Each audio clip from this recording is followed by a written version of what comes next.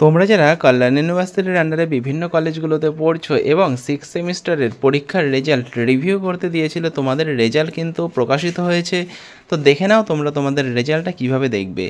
তোমরা যেই কলেজে পড়ছো সেই কলেজের নাম তোমরা প্রথমে গুগল ব্রাউজার যেটা রয়েছে যে কোনো ব্রাউজারে লিখবে এবং তারপরে সেখান থেকে তোমরা জেনারেল নোটিশ যে রয়েছে সেখানে তোমরা চলে যাবে। এটা নবদ্বীপ বিদ্যাসাগর কলেজের ধরো আমি দেখছি, তো দেখো জেনারেল নোটিশ অপশানে প্রথম যেটা লিঙ্ক রয়েছে লেখা রয়েছে UG six semester 2024 review result net file. 27শে ফেব্রুয়ারি অর্থাৎ গতকাল কিন্তু তোমাদের রেজাল্টটি পাবলিশ হয়েছে। তো তোমাদের এখানে ডাউনলোড করার জন্য একটা অপশান রয়েছে, ডাউনলোড করে নেবে।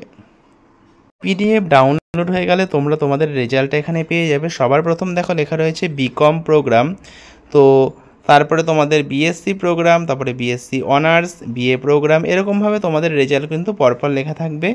সবার প্রথমে দেখো তোমাদের এখানে রোল রয়েছে, তারপরে নাম, রেজিস্ট্রেশন নাম্বার, রেজিস্ট্রেশন ইয়ার, রেজাল্ট এবং সিজিপিএ, এগুলো কোনো বিষয়ে ফেল থাকলে সেটা বা পার্সেন্টেজ কত রয়েছে সেগুলো তোমরা এখানে দেখতে পাবে।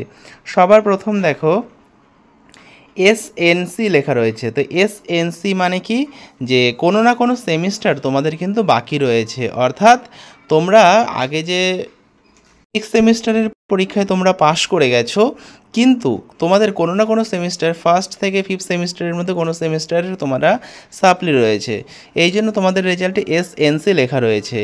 এবার যাদের রেজাল্টে এফএস লেখা রয়েছে, অর্থাৎ তোমরা যারা সাপ্লি পেয়েছিলে রিভিউ করতে দিয়েছিলে, তোমাদের কিন্তু পুনরায় সাপ্লি এসছে, অর্থাৎ তোমাদের কিন্তু আবার পরীক্ষাটা দিতে হবে। দেখো কোন বিষয়ে সাপ্লি এসছে সেটাও কিন্তু লেখা রয়েছে।